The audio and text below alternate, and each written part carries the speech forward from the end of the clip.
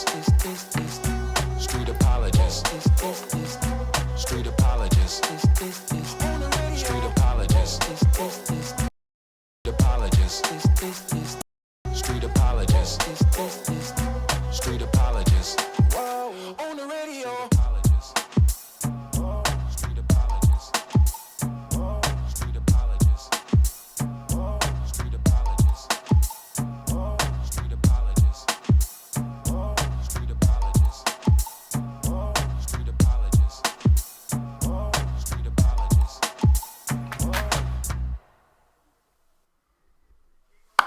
Boom! What's up? Welcome to Street Apologist. Vocab Malone, your host. Adam Coleman of tru-id apologetics in the building. You gotta say it right, man. It's the hometown hero, the real Adam Coleman, man. You try it again, bro. Let's start the whole We thing got over, Scott man. Lane, aka the Black Bruce Wayne. I don't even use that no more, man. See, it's all good, bro. It's all right, man. You messing up. Now, why are we going live so late, Adam Coleman? You know, we're doing this Right. this live stream here. It's 10:15 our time. Right. Monday night, February 3rd. Why are we so late, bro? So, you know, we're at an undisclosed location. You know what I'm saying? South Carolina, yeah. Learning some super technical secret tips on how to maximize our YouTube channel. We just happen to be sharing a spot with some other apologists, not named, but kind of named Mike Winger and John McCrae, who want to Mike just hog Winger? the camera. See, he's still there, just like right on time. You know what I mean? Like right on I cue. heard my name. The devil does that. Oh, That's why snap. they say speak of the devil. There you go. Look at that. Oh, snap. You know what I mean? You got guys hogging the camera, so we can't even do our thing, man. But we in here, though. We in here. Yes, we are. So, Street Apologists, what I like to say is we serve the underserved and we look into the overlooked. And I know the mic volume's a little bit different than usual. This is my mobile setup. And the mobile setup, the camera's a little bit different. The lighting situation is different. The background is different. The audio is a little bit different as well. So I'll try to speak loud so y'all can hear me. Just let me know how it goes. And what else do we need to say? Different is good, though. Yeah, different We're is on good. location. We're That's on what this is location. about, man. We're on location.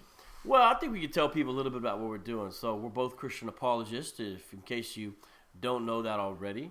And I guess they say we do urban apologetics. And within that, we're not only urban apologists, but also social media. Right. So Right. not everybody does their stuff on social media. Right. And so one of the main social media platforms is this one, YouTube. And so we're going to talk a little about today about what it means to do apologetics on YouTube, as well as share some of what we've been learning, because that's why we're here. You guys have probably already heard if you follow David or some of the other brothers. John, I think, has talked about it. McCrae from What Do You Mean? We're here to learn how to improve our YouTube game and apologetics. I mean, how would you describe what's been what we're here for this week? Well, yeah, man. I think that, you know, YouTube and more broadly social media is a mission field. You know, just like anywhere else or anything geographically. You know, we think about people, you know, going to Africa, going to India, or from other countries coming here to America. You know what I'm saying? And, you know, on mission trips, you know, out here preaching the gospel. Well, in the same way, the social media world is another missions field. Yep. You know, in particular, you can look at YouTube as being its own specific kind of missionary setting. You know, and Facebook might be a different one. And so, you know, we're trying to navigate this terrain of the YouTube world to maximize how we get the gospel out to people. That's really what it comes down to. You know what I'm saying? We're learning how to be more effective in this particular missionary, mission setting. Right. So to do that, we're learning from guys who've kind of went before us in the sense of they've been putting it down on YouTube longer and have been effective, I think, in that medium. And so we're learning from them, me and Adam. And everybody's learned from everybody, but, you know, I'm not here to teach a class. No, You know, I'm here to kind of open up my ears, you know. Right. And so we got, hey, look at this. Vocab, you're starting to look like a light-skinned Tazariak. You know, we don't know what you are these days, Yeah. man. You know, it's whatever, man. I actually got some curtain hooks, a shower curtain, some elbow pads, and some spiked studs in the room for that very purpose. Was that what it is? As well as some black leather that I got from a biker. Right. So I'm ready to go all the way. Just at any moment, man. Yeah. You know what I'm saying? Just Oh, go and for some it, fingerless gloves. Oh, and some sound black like, sound like boots. Curtis Blow, man. Yeah. Basketball. Here's my favorite sport. right. Like the way they up and down the court. Okay. Anyway, so let's see. Is that a super chat?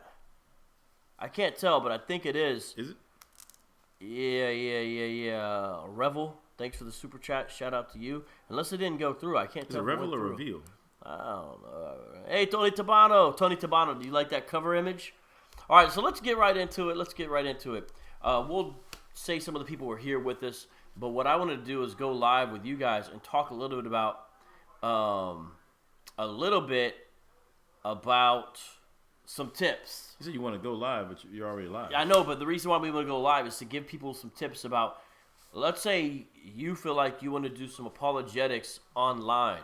You want to do some social media apologetics, perhaps specifically YouTube.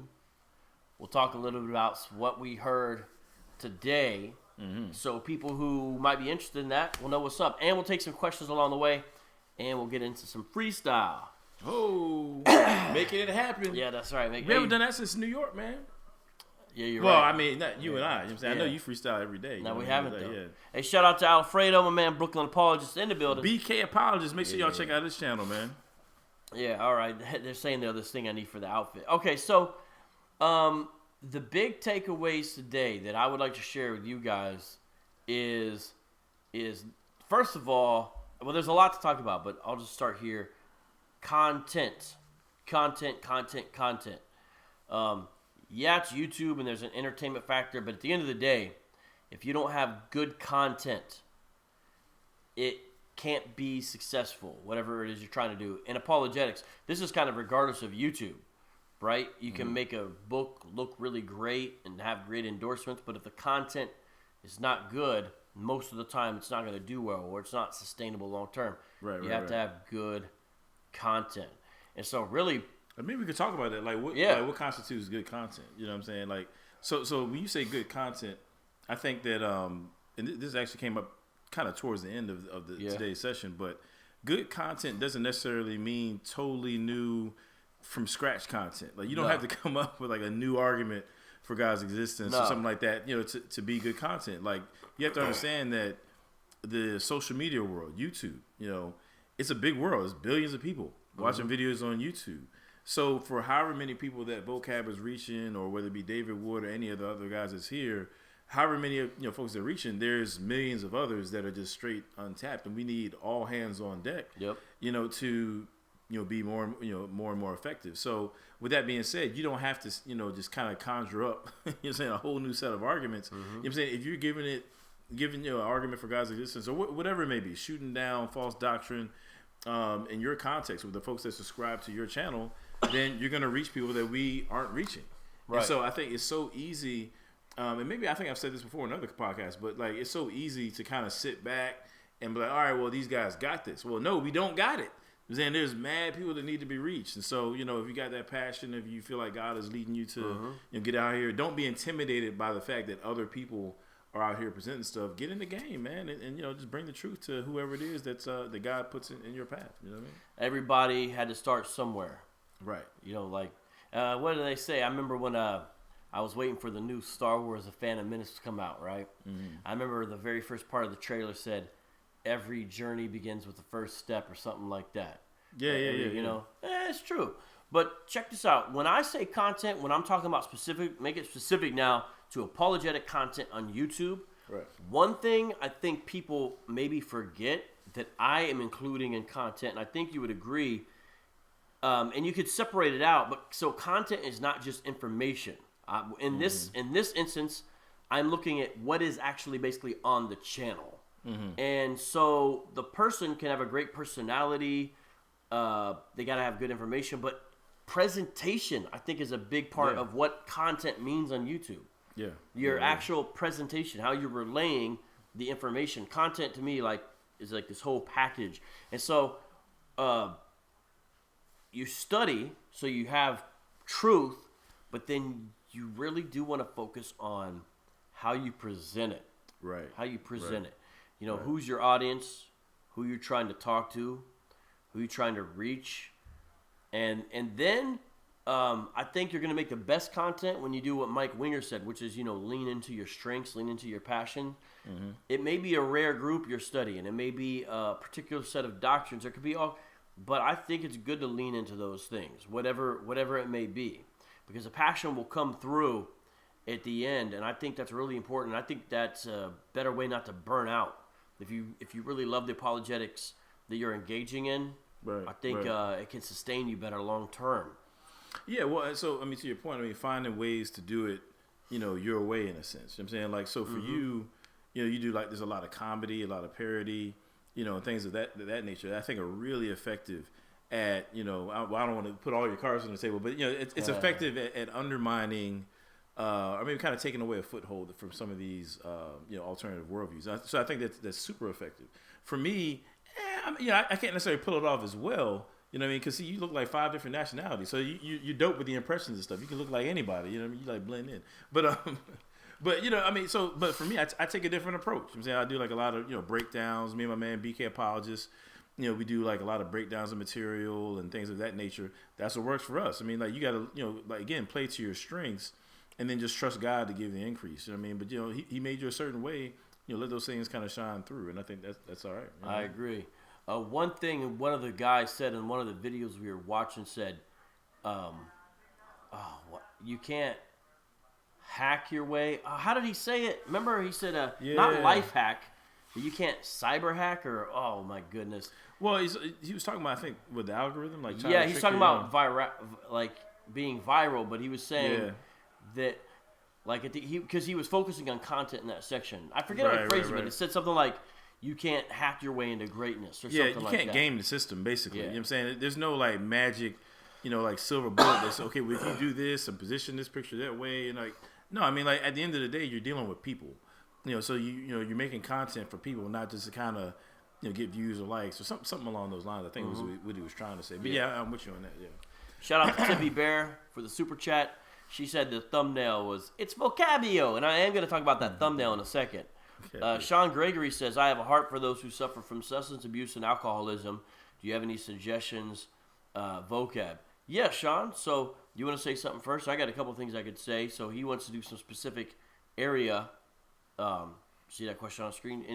Would you add anything to that? Yeah, I mean, I guess from, and you know, I'm sure you'll probably cover some of this too, but one thing I would encourage people, well, put it this way, learn from my mistake. You know, I think what you want to do is etch out some content first before you just kind of dive in and start, you know, like putting it out. You know what I mean? Like kind of write down, you know, if you can maybe do like a 6 month to maybe a year plan of the kinds of content that you want to get out there on that particular topic. And then just like at least sketch out a couple, you know, videos for yourself, you know, maybe 15, 30-minute slots, however far you want to go with it. You know what I mean? But, you know, make a couple episodes, if you will, first, you know, script them out, however you want to do it, and then get into the recording. Like, cause you don't want to get it in a bag where you're recording stuff and like every week, you know, that you've got to come up with a whole new episode. You want to kind of give yourself some space and, you know, prep ahead of time, you know. But aside from that, if you got a passion, I mean, I can't think of anybody else who's killing the game on YouTube from that angle. I mean, maybe there is somebody, but, you know, I mean, certainly that's something that the body needs. Like there's a whole lot of talking heads out there who have something to say about substance abuse and addiction and so forth. You know what I mean? I'm a social worker, so I know. Right. I deal with this on an everyday basis. I literally deal with people who are addicted to substances every day. And I'm not aware of any resources out there that are tackling it from a Christian perspective. So amongst all those talking heads, it'd be great to have one more that, in addition to maybe some of the, you know, the types of things that people normally hear, you know, a Christian perspective is given. You know what I'm saying? Kind of overarching that. So, yeah, you know, dive in, man. Yeah, so agree with what Adam said. And then first you do want to become, in some sense, an expert on the subject. Basically, so when I say content, I also mean your information, meaning there's an extent or a degree to which you know what you're talking about. to where maybe if you didn't have a scripted video, you would still be able to speak off the cuff. I'm not saying you have to do that. I'm just saying I think that's one way to look at, like, do I really know what I'm talking about? Or you could break down the concepts to children. I always think that's a key way. For me, this is the metric I use. If you can explain something to children, usually I think it means you to an extent legitimately understand it and can effectively communicate it. So do know what you're talking about, right? You know what I mean? And then figure out some ways you want to relay what you need to say. And we're going to talk a little bit about that in a second here, but there is an art to this. No one has the formula or all that. We all have hits and misses. But be creative. Realize it's not just apologetics. It's not just video. There's an art to it. And tap into your creativity. Try some weird stuff. Weird stuff actually thrives on YouTube in certain sectors. Yeah. Like, really look at this as, I think, in a creative way and see what happens. Be bold. Be experimental with the content, with how you want to relay it across. And just see what happens. And then you're basically just going to have to have patience. Very rarely is there a true overnight success in this thing. You know what I mean? It's just rare, and usually that's not even healthy. It's good to have a long-term vision and then just go for it. And you'll be able to look back and realize the beginning stages were foundational to whatever you're doing as well once you're at that other place. But it's going to take a while because competition is growing and increasing. The atheists, I think, have a head start when it comes to social media on the Christians in a lot of ways. Hebrew Israelites too, I think. Yeah, even the Hebrew Israelites to an extent. So we are behind. And when we go viral in our world, it's different than kind of the standard definition of viral a lot of times for the most part, you know. And just kind of recognizing that, but then going at it and realize Logan Paul and whoever else are still actually, in a sense, part of competition, meaning you're not just competing with other Christian channels. People can watch all kinds of stuff. And so try to make it grabbing. Yeah.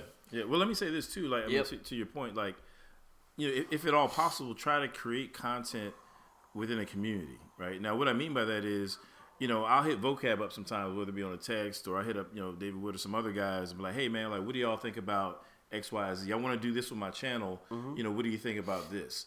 You know, so I might run ideas by them. Or Vocab might be watching a video of mine and be like, yo, man, the video is dope. But, hey, you might want to consider X, Y, and Z. So I'll be transparent. I think that, you know, so Vocab hit me up one day. He's like, hey, man, you know, I think your stuff is dope. You know, you might want to think about adding some more flavor, whether it be, you know, some more comedy or just kind of using your voice in a different way. And so I'm like, all right, cool. You know, that's really, you know, I've been concentrating on the content a whole lot. And, you know, maybe I need to kind of get back to focusing, you know, on those elements of presentation. So that's something I can really adapt in, you know what I mean? Or kind of graft into what I'm doing to, you know, make my stuff a lot better. So, you know, if at all possible, you know, try to create content within the community, getting feedback from other people. My wife, you know, I'm running stuff by her all the time, you know, probably more than she appreciates. I'm like 11 o'clock, 12 o'clock at night. I'm like, hey, baby, like, what do you think about this idea? You know, and she's trying to go to sleep and stuff, you know what I mean? But it is mad helpful, though, you know, because she can give me feedback from, you know, female's perspective, you know, from somebody who's not, you know, every day, all day apologetics. She can kind of give me that kind of insight in terms of what would be interesting, what works, what doesn't work. So, you know, really think about feedback and, you know, being open to feedback, and then, you know, trying to incorporate that as you build your channel or platform or whatever. Yeah, that's good. That's good, man. And shout out to Mr. Phil Fox. He gave a super chat in the beginning. I appreciate what you had to say, brother. I'll put your comment on the screen, and then we'll go down here a little bit more. I mean, obviously, there's more we could say about content, but instead what I'm going to do is talk about really a brother and sister combination that we talked about today. Yeah, okay. Two things that go together. So, you know, content is first, but then you have the situation about title, thumbnail. Yeah. I mean, that's really what the majority of the day was about. Yeah, definitely. Was title and thumbnail. Right. Title and thumbnail. And look, let's say you have some subscribers. Some of them will watch your videos no matter what, right? Right. But how do you get new people? And when YouTube puts a video of yours in front of somebody on the side, when they do that, what makes someone click on that video? They haven't watched it, so they don't know if it's good. I know this sounds basic, but it's helpful to remember this. They see the title, and they see the thumbnail. That's the only two things they know about the video, at that point. Yeah. So, I mean, did you think the stuff we talked about today with title and thumbnail was helpful? Yeah, definitely helpful. I mean, so for me, I like to eat, so I tend to use like a lot of food analogies, right? So let's say that, you got a bowl of ice cream, right? What flavor? What good question, man. I'm an ice cream connoisseur, man. What so flavor, I don't know if I have like one. Yeah, I kind of just drift in and out of. I'm a free thinker with respect to ice cream flavors. What mood would you be in right now if right you had now, some ice cream? Right now, I'm thinking you got this Ben and Jerry's is a caramel truffles, flavor. We got these. Man, I'm about to go get. Have you ever had the Moose Tracks? Not a fan of Moose Tracks. Not a big. All right, Moose what Tracks about guy, black cherry? I can get down with black dark cherry. chocolate? Get down with black cherry. Of course, cookies and cream is like, that's like universal. What about Rocky Road? Sparingly. So I can't tell you like a funny joke right quick. Yeah. So. Ice cream for you? We all scream for ice cream? Is this? No. So I'm down at shout out to my man Isaiah Robinson, right? So I'm down at the True Summit, in Atlanta. He does this thing called the True Summit every year. You know what I mean? And so we finished up the True Summit. It was basically just like kind of like you got some panel discussions going on, different people presenting. I did a presentation on urban apologetics, what it is, and why it's necessary, things like that. So the conference went really well, man. So we're heading back to Isaiah Robinson's place, man, and he's like, "Yo, man, you like hash?" I'm like, I mean, nah, not really. I mean, he's like, nah, man. Like, I'm trying to get some of that heavenly hash, dog. Bro, like this conversation just went a whole different direction. You know what I'm saying? But heavenly hash it's a flavor. It's a flavor of ice cream. And he had some ice cream at the crib, the heavenly hash flavor. So he wanted to celebrate. But I'm like, man, in my mind, I'm thinking hash. I'm thinking like hashish or something like that. Yeah, you're like it's been a while, bro. It's like, I mean, if you want to take it back to the BC days, I mean, I can't say I'm a real with you, but I'll pray for you, brother. You know what I mean? So that's what I was thinking. But anyway, he was talking about heavenly hash ice cream. I have no idea where I was going after that story. Well, I was asking you what the question was. You were gonna tell a joke about ice cream. Well, no, wait. You were gonna say something about title and thumbnail, but I was asking you what flavor, and you just couldn't even. He got me all jacked up. But so like when it comes to like foods, let's say you got so you got a bowl of ice cream, right? So you got some cookies and cream ice cream. Right. Yeah, bowl of hash. Yeah. Like you're probably not gonna you're probably not gonna like pour a whole like gallon of water in your ice cream and then eat it. I'm saying like there's something about water and ice cream that's probably not too complimentary. You know what I'm saying? So with the thumbnail and your title, if they're not like matching well, you know what I'm saying, then it's kind of like having like your ice cream and pouring a bunch of like a gallon of water on it. You know what I mean? It's not going to mesh. You mean match your content? Is that what you're talking about? Well, I'm just talking about the relationship between the thumbnail and the title at this point. I'm saying they ought to work together. They ought to complement one another. You know what I'm saying? So if that's not happening, if you don't have dope content and then this 1-2 punch of the title and the thumbnail kind of working together, then you're not going to be as successful. Yeah. If you eat too much ice cream at the True Summit, you might have to go to the Tooth Summit. Oh, all right. Yeah, that was great. No, but that you mentioned a point about them being related, but a mistake sometimes people make is they make their title and their thumbnail identical. Yeah. Don't make your title and your thumbnail identical. You have two ways to get across different information. Right. Why would you have them be the same? Yeah, it's being redundant. Yeah, exactly. So don't make your title identical to your thumbnail. So, for example, there might be one moment in the video that's like a big moment or something like that. You might make that kind of the essence of your thumbnail, for example. Right, you might focus on. What's some other stuff we learned about thumbnails today? We even learned about some visual stuff. But thumbnails, like the cover image, everybody I think knows on there, and it's important to remember that people don't just see these on their computers, they see them on their cell phones, and I guess about half of people who watch videos on YouTube watch them on their phones now. So it has to be scalable down, and it has to look good, even at that small stage. It has to look good, even when it's small. Right.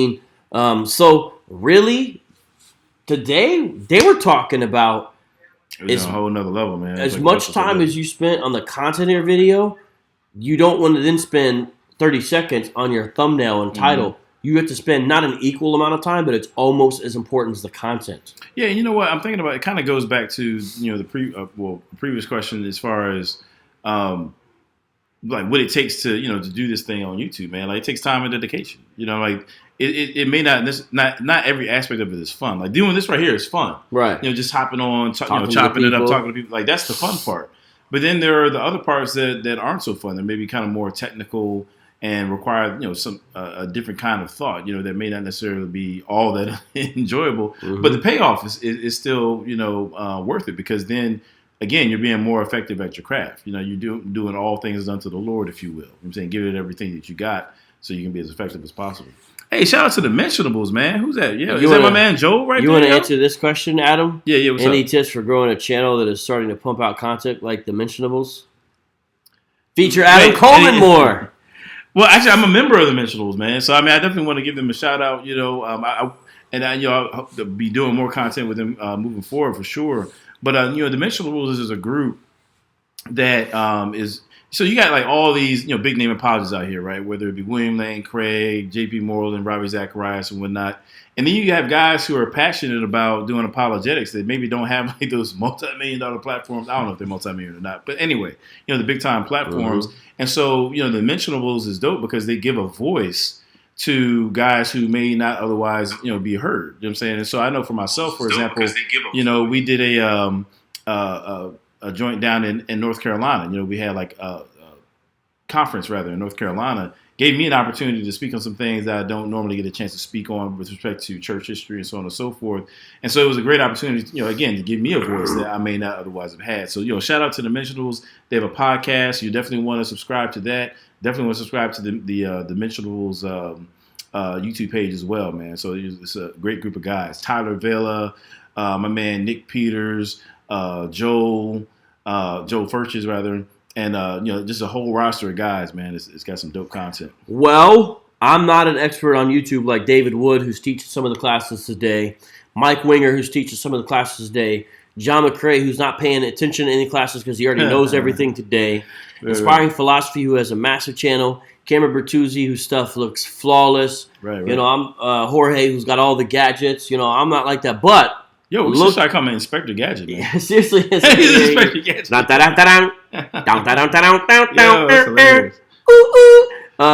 Looking at the Mentionables YouTube channel, I see a severe lack of catchy, interesting cover images.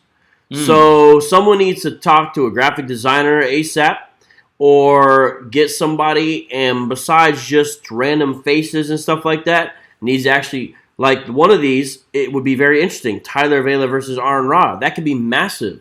But it's just a picture of empty church pew settings. I'm just being frank here, with the picture of a church building that's empty. So I guess they're getting ready for the debate. But why would that be the cover image for a debate on God's existence when you could have Aaron Ra looking all, like he's about to, sacrifice a goat or something.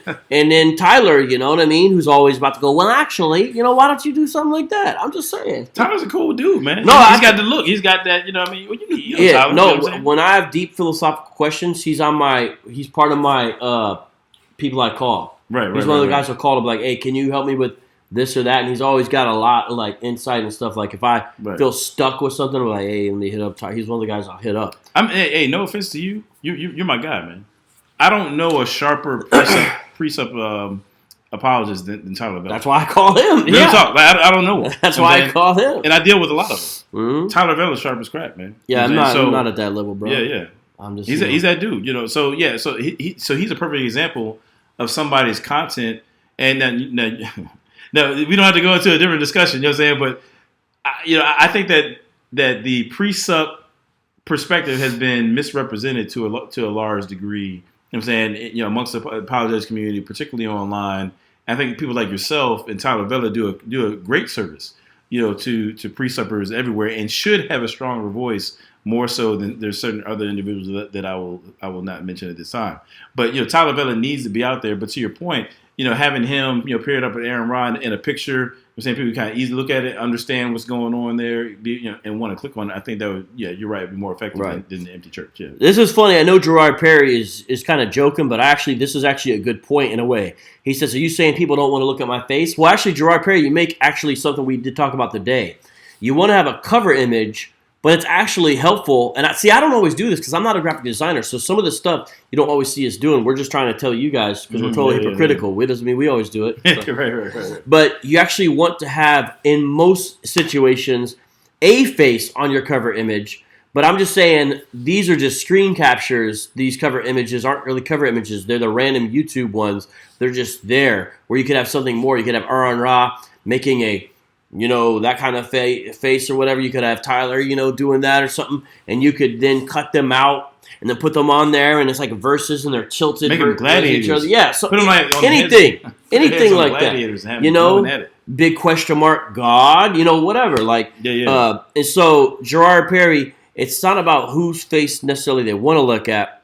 Because actually you do want a face. And although it can get out of control, like John McCree, you don't want to have you do want to have your face making faces, but it can also get out of control real quick. Everyone's like, YouTube faces. It's hard for me to the YouTube face. Go there, John McCrae. You know what I'm saying? But I'm just kidding. Oh snap! Just kidding. Shots fired at John McCrae. I'm just kidding, man. It's not here to defend himself. I'm just kidding. Sorry, man. Now we got a little bit louder because I excluded closer. It really helped a lot. Now I got to turn myself down. Oh, all right, cool. But it helps to have a face on it. And so a lot of times, not all the time. And so the reason I put the cover image, I put today actually, was because they're teaching me some basic graphic design. And I wanted to kind of joke around and make like a bad but still kind of catch your attention thumbnail, at least to my audience. So I took this picture of me where I look super Guido. Okay. I'm like super. I have no idea what that means. I'm like super, Italian or I'm like super Guidoed out. I have like the little hat and the mustache, and I'm like it almost looks like if Borat was Italian. Gotcha. He's not Borat. No, I am Borat. I am from Kazakhstan. My sister number 2. Never mind. I can't. I took. But see, the thing is, I don't really know how to cut out images from pictures, so I'm trying to learn that because apparently we got to learn that. So I did a pretty bad job of it. But let me tell you what I've learned today. All right. So what you do is, if you can't afford Photoshop, which is expensive, super expensive. If you can't afford Photoshop, there is a website that's open source software. It's free. You don't have to get it illegally or anything like that. You don't have to torrent, bitrate, whatever it's called. It's called GIMP, G-I-M-P. I missed that. You go to. Well, they didn't talk. This was afterwards. I was talking to some guys about it. Okay, so this is like on the side where I was talking. All right. So I downloaded GIMP today.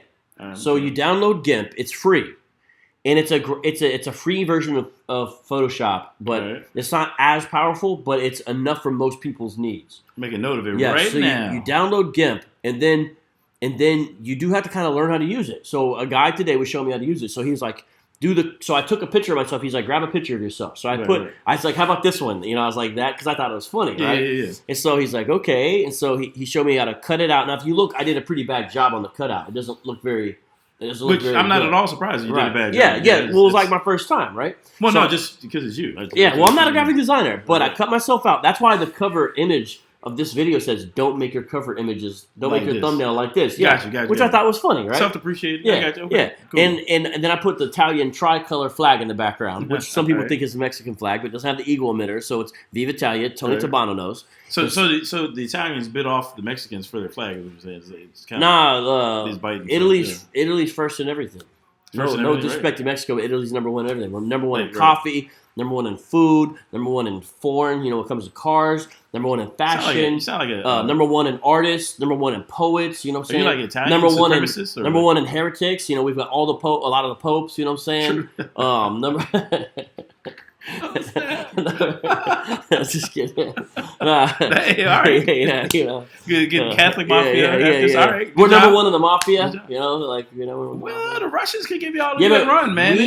When you think of mafia, you think of us. We set the business model because Lucky Luciano met and created the 5 families in New York in the early 20th century. We did that first. So the business model of how to run organized crime. Now, if I'm not mistaken, now I could be way off of this, but I think thuggery would also be number one. I think the Thuggees. Right. I think it was a particular. Oh, for real? Okay. Yeah, the Thuggees. I think it was a particular sub ethnicity or something like that of Italians, and that's where the word thug comes from.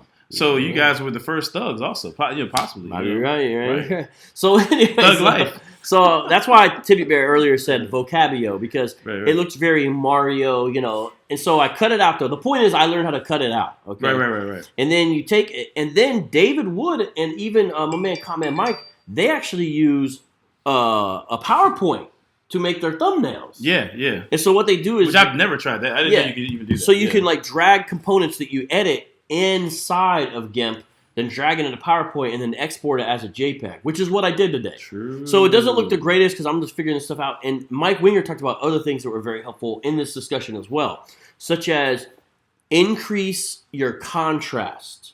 You increase your contrast and to a certain extent your sharpness in your picture. You don't necessarily want your thumbnail to look like a normal picture should or would. Because you want it to look good when it's down. It may look weird when you're looking at it, like what? But when you scale it down, a heavy contrast and color saturation. Right. So make the colors more vibrant by putting it at sort of an abnormal amount of saturation in the colors. Yeah, and see, actually, to that point, I haven't really thought about just how different devices, or how my thumbnails. The medium matters. Yeah, it really matters. I hadn't really, given a whole lot of thought. But I'm going to talk more about that. But I don't want to get too carried away because I'm cool. Yeah. You got other stuff about talking about cover images and stuff because you were there too. Yeah, I mean, so you pretty much nailed everything that I took notes on. So now I'm looking pretty dumb. I'm sorry. Well, so use cool cover images, or just the point is they get your attention, but they do need to be somewhat about the video. So my main man DJ Next, he used to DJ back in the day when I was doing hip hop shows. DJ Next, shout out to you, bro. He says clickbait is an art form and a skill. So I want to talk a little bit about clickbait. Mm-hmm. So clickbait has had a nastier connotation, I think, in the past than it does now. Where people say clickbait, and they usually mean something that is also not worth your time. They get you to click on it, and it's garbage afterwards. Right. With the changes in YouTube's algorithm, making your stuff more clickbaity has become an essential to a lot of content creators. This is something the community's been talking about. And so now you want to make your stuff clickbaity. But here's what Mike Winger talked about that I thought was very important. It doesn't matter if it's clickbaity as long as it's true and satisfies.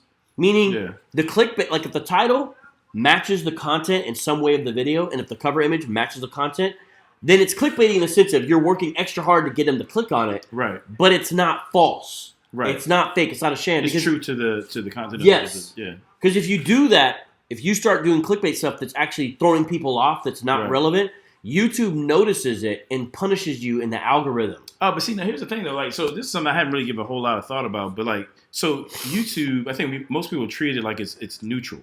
It's like going to an online library, but it's not true. I mean, YouTube is a business. I mean, they're interested in people watching your videos because the more time you're on YouTube, you're still you're rocking with them rather than being on Facebook or something else. You know what I mean? So they've got an interest in people staying on your stuff and being satisfied with what they're saying. And so if you got a bunch of clickbait stuff that's you click on a thing, it's one thing, but it's something else. YouTube's like, that's not good for us because now people are dissatisfied. So and they're gonna go somewhere else. And so, like you said, so they've got ways of ensuring that you're not just putting up random clickbait that's not really what people are want because they want people to have a good experience. And actually, so should you. You should want that on your channel. Mm-hmm. You know what I'm saying? You should want people as a Christian. Mike Winger, remember how he talked about think about how you're going to serve people. Right. That I like Mike Winger thinks very pastorally. If you remember, he does. He's like first think about how you're going to help people. Right. So go ahead. Sorry, I just want to add. It's to that point though. I mean, at the end of the day, why are we doing what we do? I mean, it ought to be for the kingdom. It ought to be for souls and whatnot. I mean, if you're deceiving people in terms of what your video is about, I mean, you're probably not going to be too effective in that. You know what I'm saying? So integrity really matters. Even in things like this, man. So you got No, I'm just looking at some of the comments and stuff. But it's the art direction of your cover images is important. So if you don't have time to do it, it is worth it to go on something like Fiverr, where you can hire people for $5 or more if you want to do more. Some place where you can find people who do these little jobs like that and hire them to do your cover images. That's how important it is. Yeah. It is worth it to pay extra. If you really can't do it, if you're not going to learn the skill, if you're not even, get somebody to do it. It's that important for your cover image. Right. And it's funny, somebody's put note to self. Hey, look at G-Con. Hey, this is the second person saying this. Look. From the Sakari King. Yo, subscribe to G-Con's channel, man. That's that dude. Yeah, definitely. Hey, everybody, just like, earlier, BK Apologist was in the house. Definitely subscribe to his channel. Subscribe to G-Con's channel as well. That's my man. Man, I'm sorry. Yeah.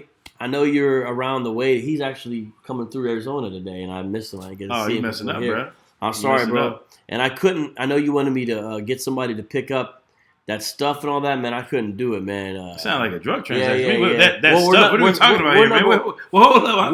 I ain't signed up for all that, dog. We're number one in that as well. Okay. And so, like, G-Con, I couldn't get that guy to do that thing. You know what I mean? All right. So next time around, we'll work that out.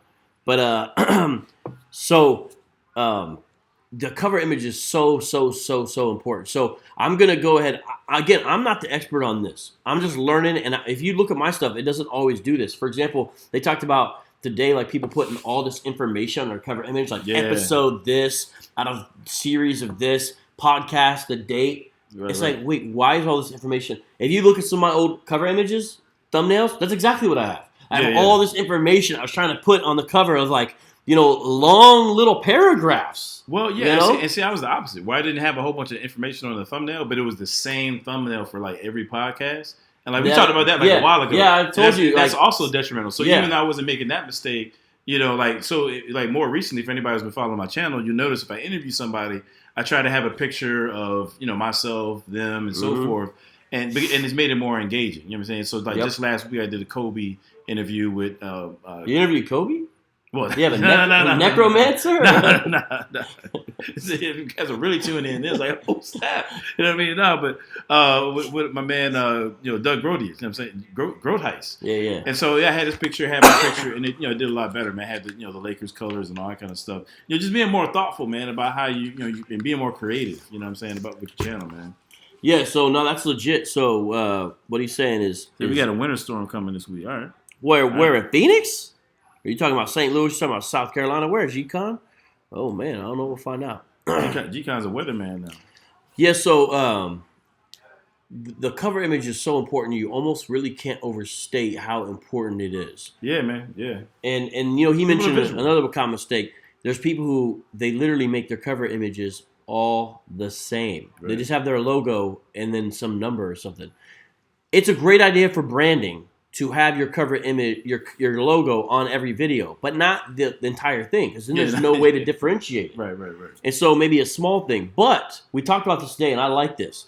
Someone says, well, what if you deviate too much from your normal way you make your thumbnails, then doesn't affect your branding? And someone said, your branding should be to get views. Yeah. And so the point was pointed. Yeah. I mean, yeah. The point is, no matter what, like, your normal way is or how you do it, if it makes more sense to make your thumbnail a certain way that time, then do it. Right. And one guy talked about how he had a series of videos that had similar thumbnails, and he had one that deviated from the pattern, and that's the one that got the most views. Yeah. So we're like learning a lot of like stuff, because some of it's counterintuitive. Well, yeah. So that's why it goes back to like having feedback, being flexible in terms of how you approach it, because you might be doing something that you think works great, but then, but don't let great. Wait, I'm going to mess this up, but don't let good be the enemy of great. Right. You know what I'm saying? That's what you don't want to do. You know what I'm saying what you're doing might be good, but if you can make it great, take the feedback and do so. That reminds me of something Mike Winger said. What did he say today? I think he said, don't try to be great, try to be different, or something like that. You remember? Yeah, he did say that. That was interesting. Could you explain that concept? Because it just, when you said that, it rattled my mind. He said, don't try to be great, try to be different. Well, yeah. So, I mean, now, granted, I probably interpreted that maybe differently than with the intent. I'm going to ICG them a little bit. You know what I'm saying? Yeah, that's all right. All right. I think being yourself is important, man. And then be yourself. And whatever that means, like, and that's going to bleed into the content that you create, the title that you make, the thumbnails that you create. Being yourself really matters. Like, how do you set up your background? Wherever you are. You know what I'm saying, like, this is not our background. This is not our background. This is where we are. This is right. Fishnet catching fish. That's not us, but that's all right. But yeah, no, but seriously, like, even down to your backgrounds, like, being yourself really matters, and I think that's what, like, people don't want to tune into you to see somebody else, you know what I'm saying? So when he said that, that's what kind of clicked in my mind, you know what I'm saying? Like, yeah, being different, but I think that uniqueness flows out of who you are. Like it shouldn't be forced. If you're a copy of someone, then one of you is redundant. Yeah, so like, why? If you're gonna copy this dude, why should I watch you? I'm just gonna watch that dude. Yeah, you know what I'm saying? Watch the original. Yeah. Yeah. So there's some really interesting stuff with that. Like, but again, cannot emphasize enough the importance of cover image, how important it is to take time. And again, I always say cover image. Most people just call it thumbnail. So I made sort of a purposely bad thumbnail because you can make bad thumbnails as long as they're bad in a good way, I think, to get people's attention. Like, I think people will remember my stupid, dumb thumbnail I made for this particular video because I was kind of trying to prove a point. Because in a way, it was good and bad. I don't know. And like the last one I know you did with David for your football NFL one or the Super Bowl. I love his last thumbnail he had for his last video. Everyone, you need to watch that, by the way. Someone dropped the link from that live chat. I love that. It was great. Oh yeah, David. The little photo, but that was great though with the little Photoshop football helmet and the sports fonts. That was great. Yeah, it was dope. I love worked. that. It worked. You know what I'm saying? Yeah. I mean, so we made that. It probably took us like 10 minutes. Sitting in the airport yesterday. You know what I'm saying? So like, it's worth boom. it. Yeah, it's worth it. Instead of just also like this image that YouTube's basically randomly chosen. Yeah, which is what I used to do. Yeah, just kind of you get like 3 images that they just kind of randomly pick. Man, try not to do that unless for somehow they look up and just give you a really good one, but generally they don't. Even with that, from what I've heard or learned from creators I've watched, is that YouTube recognizes if you have what's called a custom thumbnail, and they reward you a little bit in the algorithm for them recognizing that a custom thumbnail has been uploaded. So actually, even if you like the one they pick, like take a screen capture and then put it up and re-upload it. Oh, interesting. Okay. Basically, this is a crazy competitive, everything's popping off. Right. Like every little thing you can get, you need. Now, they talked today about how title and cover image thumbnail have become so important that back in the day, your metadata are your tags that are invisible to most people, but you put them in every video. Your tags used to be a lot more important in the algorithm than they are now. Now they're only minorly important. Right. I was shocked. They were saying today now one of the most important reasons you put that tags and metadata in your videos is actually to put common misspellings of words you have so you catch the people who are searching wrong. I was like, wow. So I need to start, like this is something I learned today. I need to, because it's very counterintuitive, I need to think of ways to misspell common words in my videos. Well, we actually did that yesterday with my Super Bowl video. Oh, you did? What'd you do? Yeah, so instead of Super Bowl, so this is just a good example. Like so with the tags, right? So some people will misspell it and like take the space out of super and bowl. Yeah. So we just put those 2 words together. Oh, okay. And that was a tag right there. And then like super BOL, just kind of just different variations. It's like 5 different variations we put as different tags. You know what I'm saying? Now I have to take a look at this. So you had to put on your non-thinking hat, like for a second. Yeah, seriously. Like if I'm typing this out, and maybe it can help. Like just kind of type it out and say, well, Dad, if I kind of had missed that key, what would it have spelled? You know what I'm saying? And then just use that as a tag. So I mean that definitely I never would have thought of it. You know what I'm saying? But hey. And then so there's all this stuff. Some of it's intuitive, some of it's counterintuitive. Right. And then with the last thing in the cover image that I can remember is someone said taking notes, no pastels. Well, if you notice, Mike Winger, who I think has really good thumbnails, uses a lot of those bright kind of pastel.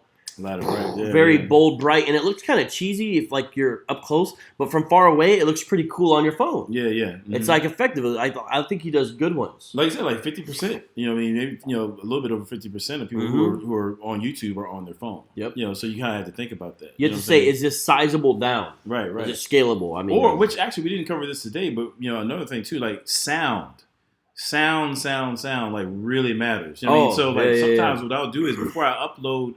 Or when I upload a video, before I actually release it, I'll put my headphones into my cell phone and just kind of listen to it a little bit. Right. I'll take the headphones out and if I'm just playing it straight up, like how does it sound? Because a video can sound different on your computer than it does in your cell phone. So let's say, for example, you're doing a video or podcast or whatever it may be, and you've got the output sound on your computer at like 80%.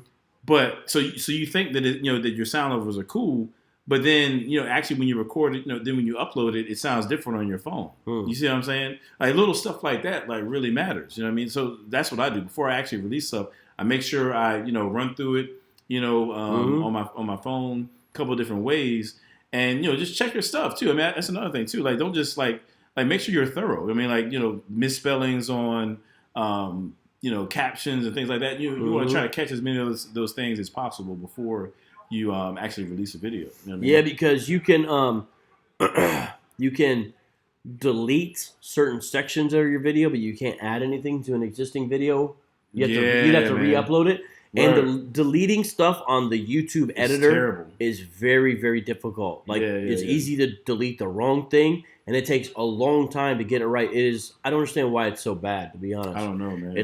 But you can use it in extreme situations where you need to. And if you correct it and then try to wait for YouTube to make the correction on the actual video, that takes forever. I mean, like hours. I don't know why. But it does. So. You don't want to have to mess with that YouTube editor. You want to try to tighten it up before you upload to YouTube as much as possible. So actually, I would just kind of just really emphasize that you don't want to mess with that YouTube editor, dog. Yeah, if you don't. Shout out to Basic. Much love to you, bro. And Mr. Phil Fox makes a great, true point. He's saying most people will put up with poor video quality, but videos with low sound quality don't perform as well. It's a wrap. Yeah, it's actually true that if you have a choice between one or the other, go for the audio first. Yeah. And again, everything on my channel doesn't match this or your channel. We are learning as we go. Yeah. And sometimes you break rules or this or that. You know what I'm saying? These are general rules, but the more of these it's like you can increase the chances of being successful and effective because we want to be effective. We don't know, I'm not trying to get all 1984. We don't know how long we're going to be allowed to do what we do on YouTube or social media. We just don't know any of that. True. And so being effective with whatever it is at the time, and the rules do change. And someone made that comment. They're like, well, man, this stuff changes every year. It's true. And that one guy was like, yeah, that's why we should meet for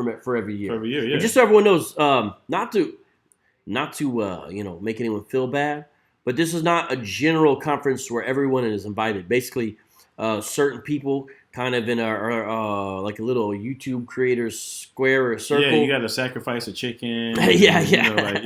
You have to cut and then shake hands on the blood. You got to do all that. You have to burn a picture of a saint. Sorry, that's how they do made men. I'm just kidding. Okay. Yeah, you have to burn a picture of a saint. Anyways, but it ain't just some people. But what we wanted to do is like, hey, maybe we know some people will be interested in this. We could share what little we know. We could try to pass it on because a lot of this stuff needs to be known. You know what I mean? And there's more to say. We're going to be learning more. I don't know if we're going to be able to go live every night. We do have this weird plan where we're supposed to all go live simultaneously tomorrow. Yeah, man. If we can pull that off, bro, that's going to be dope. I don't even know if we're going to spill the beans on it, but if we can pull that off, it's going to be dope. Just say y'all stay tuned for tomorrow night. Let's put it that way. I'll just leave it at that. Yeah. And then let's talk about the last thing we talked about. We didn't really talk about it today so far. And then we'll do our freestyle and see if there's questions. Title. We didn't really talk about cover in there. True. Yeah, we talked about thumbnail.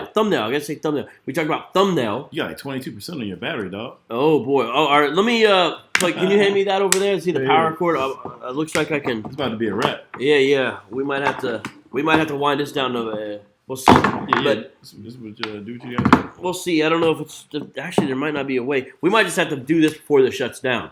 All right. So, but can you say something about title? The title of your video. Yeah. So I guess maybe the most important thing when it comes to the title is just well, first of all, the title has to make sense. You know what I mean? Like it's gotta think about your content and then ask yourself, does my title tell me something about the video? I mean, I know that sounds simple. But it's so easy, to lose sight of what it is that you're putting out. You know what I'm saying? So number one, it has to make sense given, what the content is. And it ought to complement your thoughts. I'm saying sometimes you can get so caught up in trying to use buzzwords and, things that make it easily searchable or all that kind of stuff that you kind of lose sight of, what it is that you're putting out and how your title relates to it. So for me, the number one takeaway was it's got to make sense. It's got to flow with the content. Yeah, and then when it comes to your title, you do want something catchy. So you do want something that will make people click on it, and you have to remember that they can't see everything in the title.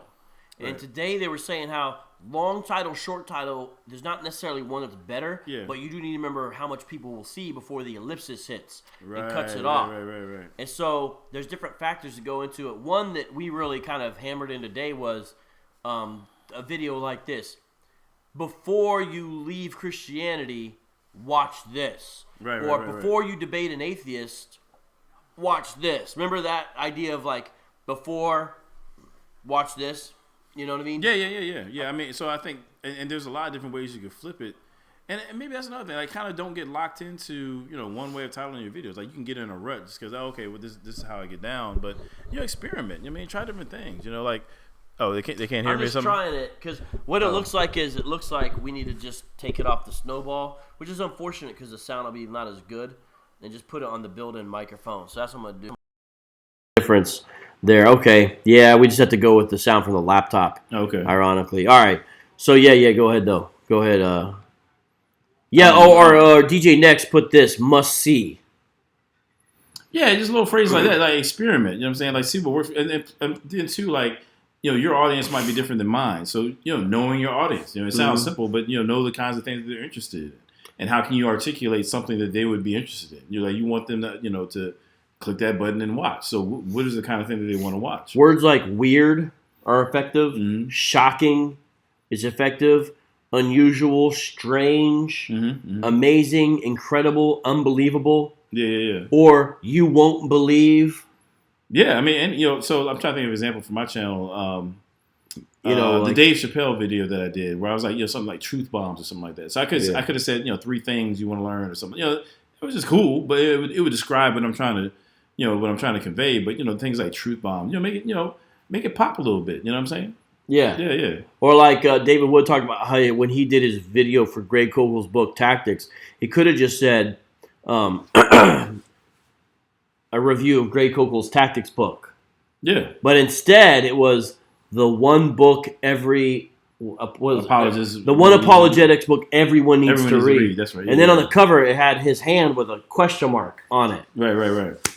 That thing has got a grip of views. Gold, dog. Probably gold. A third of what it would have got if he would have titled it and had a different cover. But the title really sold it. It's not a book review. Well, 3 times we read it, yeah. Yeah, but and then what else did he? There's another example of Jordan Peterson destroys Islam in 15 seconds. Yeah. So it has everything. That one did real well. Yeah. Because instead of just disproves Islam on a particular topic, which it could have been, it was grander than that. Right. It was bigger, and so it made it more clickable. So there's some good examples I thought today. Yeah, I mean, there's a bunch of stuff that some of it I feel like I'm not recalling, but that's why I took notes. I mean, so so hopefully I can implement them as we go. But we're kind of losing time here. You want to spit a freestyle and then. Yeah, I guess this is the time because I don't know if your computer's like mine will shut up off like 10%. The battery's going down. Yeah. Hayden Tank says we'll take a couple questions and we're getting into freestyle. Hayden Tank says, how do you spell the ellipsis? Well, it's Ellipsis. There's 2 L's and 1. I don't know, but I know it's an E, not an A. But I thought I thought it was Elli.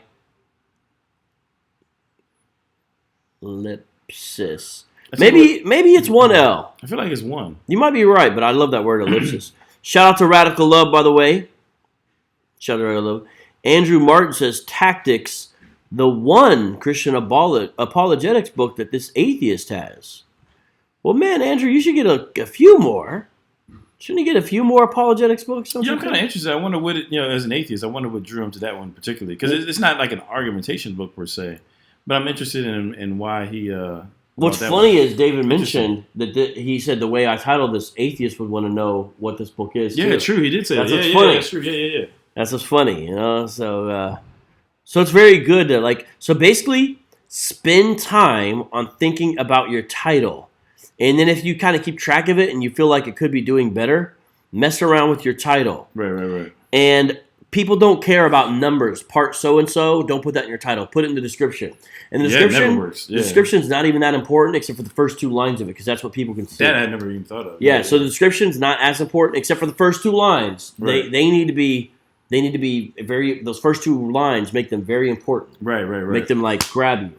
Yeah. And actually, that was a strength for me too, because normally I don't really spend a lot of time on the description. You know what I'm saying? I'm not really that thoughtful about it. I can't remember that website, but somebody recommended a website. I think it was tru-id apologetics.com. Well, I'm pretty sure. Go there. But it was about how to rank your headline. It was like the number 1 headline ranker and it would judge your headline, like how catchy it was. Yeah, that's pretty cool. But I think you had to pay for that one, though, right? No, I went on it. It was free. Oh, unless I was missing something. Yeah. That was dope. So there was that. And last thing that we talked about is the beginning of your video, how important it was, and how you have about 10 seconds. Honestly, in a lot of my videos, I don't effectively do this, especially the live streams.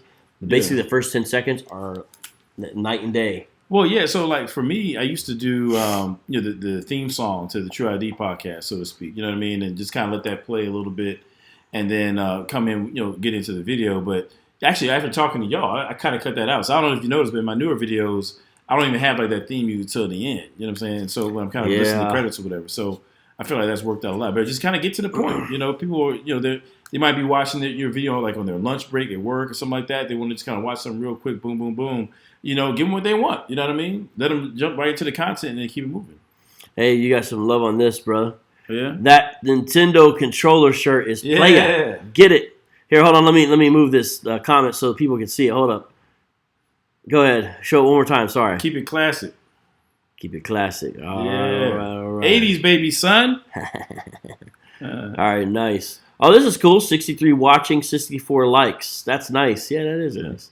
Man, who's that one who didn't like it, man? Yeah, who is that one? That must be Andrew Martin, the atheist. I'm just kidding. I'm just kidding. We just messing with you, Andrew. We know it wasn't you. Or was it? Nate says, who's your favorite moderator? Nate, it's got to be you since you asked. Nate. All the way Nate. Oh, snap. David Wood is my second favorite YouTube apologist. Oh! Got him. I got him. All right. Hayden says I'm reading tactics. All right, so hey, we got to get. It's at 9%, so we're gonna end. So let's put on our headphones, man. And yeah, we will. What I'm gonna do is I'm gonna give you a couple beats, and I'll let you pick which one. I'm the only one freestyle. No, we're gonna go back and forth. Remember, like you want to do 4 bars back or 8 bars back and forth. I'm like half sleep now, man. So like I'm working off about 2 hours of sleep right now. So I can't guarantee anything. Oh man, yeah, I know you're dope. Can't make any. Tell me which beats you guarantees. Like. Tell me which beats you like here. All right, I'll just play a couple for you. So here's one. Can they hear that? There's another one.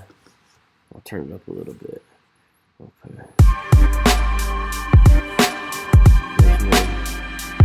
I'm just playing little parts of it for you, bro. Real quick here.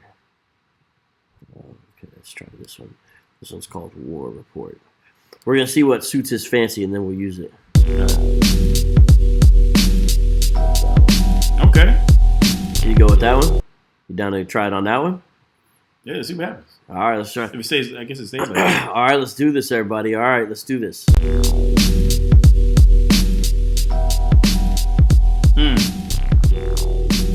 Yo, who made this? My man, Jonathan Soko. I don't know what you just said. Cause I got the headphones on. I don't even know why I asked the question. It's dope. I'll let you use it if you want. All right, you want to go first? Yo. Go. Your boy about to spray you off. I got cash like Bernie Madoff. Not really. Off the top of the dome, I spit silly. I can't hear myself cause the beat is so loud. But I'm not doing this for me, it's for the crowd. Sky laying off the top of the dome, bust it out. Hand it over to my man, Vocab now. He hands it to me. I'm chilling with Adam, the dude's like family. And he be putting out the both videos on tru-id. It's like a rodeo, bouncing all around, making the crowd be pleased. The dude is so ill, he be scratching like fleas. The whack MCs, I call him atheists. The dude is kinda dope, he's not playing, kids. I do this for those we need a Christ. Look, a Negro and need a mic. I getting nice on the mic. So dope, I almost said it twice. Yeah, yo, these flows off the head. I'ma do this until your boy dead. Still gonna be running in place. Not really, I'm running this race, trying to keep in place to lose the weight. Check it out now, you might have to wait. We go live, today is a date, February 3rd, you know we are great. Well, maybe just like mediocre. I ain't got no clown face, not a joker. Provoker, the Hebrew Israelites, go ahead, Mr. Adam, make it nice, tight. I do this for Most High, that's my portion. Yeah, I'm pro-Christ, anti-abortion. Yeah. It's like the government is still extorting the people all of their riches, meaning the joy. We work every day. We stay employed, trying to pay these bills. Without joy, it's a shame. Still, I call in Jesus' name and change my frame of mind and reclaim that which He gave to me on the cross. Everlasting joy and peace are not lost. I'm tapping into the source. I do this, of course. I do this till I'm hoarse. Yeah, I need a bottle of water. Still throwing up them praises to the Father. Spit just like an order. I go out like a martyr. Rolling with my man David Woodard Vocab. Trying to start stuff with these Hebrew Israelites and Muslims. Off the top of the dome, a bus for the lamb. Yeah, and I'm doing this on Ecamm, or maybe not. Whatever it is, I'm still up in the spot. It's your boy Vocab and Scott. Get dope like a slow jam. Ecamm is the name of the program. This the bro ham. Yes, across the land, he is the perfect land. He was slain. Christ is the name. I'm glad that he came. Yo, I grabbed the computer, busted out the frame, the main frame. Now the screen is broken. Rock this mic from here to Hoboken. That's New Jersey. He is worthy like James Cheek Dicks. From, I know you heard me when you take the headphone off. We rock it. My man mentioned Birdie Madoff. He's kinda falling off. The beat is not soft. It's so sick that I got to cop. We rock it on and off. This is the end. Let's do one more before we end, my friend. Woo. All right, let's see if you like one more. Yo, I don't even know who that is. I just heard a yo in the background. Are you streaming? Yeah, we got Yeah, one more yeah. freestyle left. And then we're done. Man, put some clothes on, man. Yo. Hey, you got a verse? It came from the...